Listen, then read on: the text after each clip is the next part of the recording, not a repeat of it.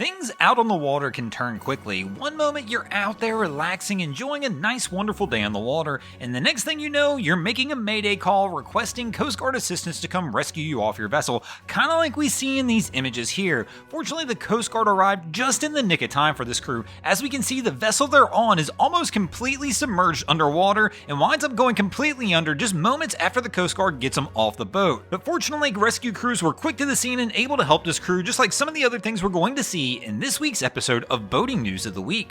Our first story to make the boating news this week is going to take us over to the coast of California, where this was the scene just a little over a week ago off the coast of Marina del Rey. Here, a group of 5 fishermen decided to go out and enjoy a night of lobster fishing when all of a sudden things went terribly wrong. The crew was working on pulling their lobster traps up near a breakwater in Marina del Rey when all of a sudden the vessel's propeller wound up ensnared in one of the lobster trap's lines, causing the vessel to lose control and sending one of the passengers on the boat overboard and into the water. The crew on board the vessel quickly issued a mayday call and rescue crews were soon on the scene. They were able to successfully pull the overboard passenger out of the water and onto their boat and quickly tie lines to this vessel that was being smashed against the breakwater and tow it to a safe location. Fortunately, in this situation, all 5 passengers on board this vessel were rescued successfully without any injuries. The 28-foot boat that we see in the images here did sustain moderate damage, but rescue crews say by the time they got it pulled to safety, the vessel actually was still not taking on any water. Local emergency service personnel hope these images serve as a reminder to always check the weather before you head out and always pay attention to any lines that you have in the water. Our next story to make the boating news this week is going to take us over to California near the entrance of Bodego Bay, where this was the scene back on February 9th a few weeks back, where the Aleutian Storm, a crabbing vessel, was trying to return back into the bay to get fuel when all of a sudden the vessel found itself aground on shore. Fortunately, all the crew members were able to evacuate the vessel onto the beach.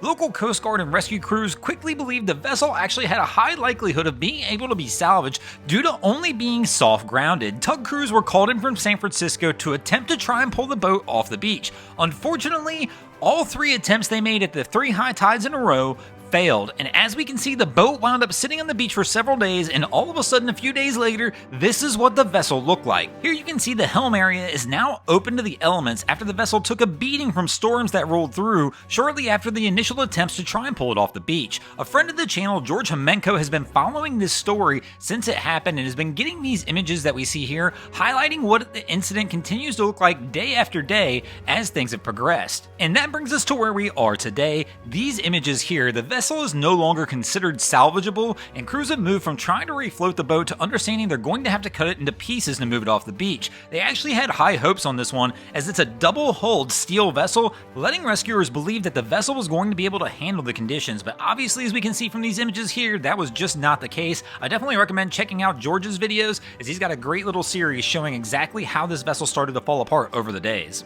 Our next story to make the boating news this week is going to take us down towards South America, where this has been an ongoing incident over the last several weeks. We're heading to Trinidad and Tobago, where back on February 7th, the Trinidad and Tobago Coast Guard spotted a barge wrecked on a reef that appeared to be leaking oil approximately 500 foot off Tobago's southern coast. The local Coast Guard went and inspected the barge and found no signs of crew on board. The only markings they could find was Gulfstream painted on the side of the vessel. After doing a little investigating, authorities found out the barge had originated in Panama and had been towed by a tugboat they said was supposed to be bound for Guyana. Unfortunately, the tug vessel's AIS signal was turned off shortly before the barge was left in the location that we see it here. They're undetermined how long the barge was actually leaking oil before it was abandoned right off the coast, but what's been bad has now gone to worse, as the oil slick itself has started to spread beyond Trinidad and Tobago, as the local island nation 50 miles north of Trinidad has already claimed that the oil slick has reached them. The island of Bonaire is claiming that its southern coast and some of its mangrove areas are starting to see the effects of the oil spill from this barge. Local government officials from Bonaire have claimed extreme worry about the mangroves themselves, as their mangrove system is one of the most well-kept mangrove systems in the entire Caribbean. This entire incident is clouded in mystery, as right now they've still been unable, weeks after this incident started, to find the tug vessel that was carrying the barge, nor have they been able to identify the owner of the barge to try and hold somebody responsible for the incident. Thanks for watching, guys. I hope you enjoyed this week's episode of Boating News of the Week. If you ever see anything crazy happening out on your waterways, be sure to hit us up on Facebook or Instagram and let us know, and you might see your stories over here. Just like Adam Coolidge, Charles Devitwal, Wall and George Homenko did this week. And if you guys haven't already, go ahead and drop an anchor on the subscribe button here.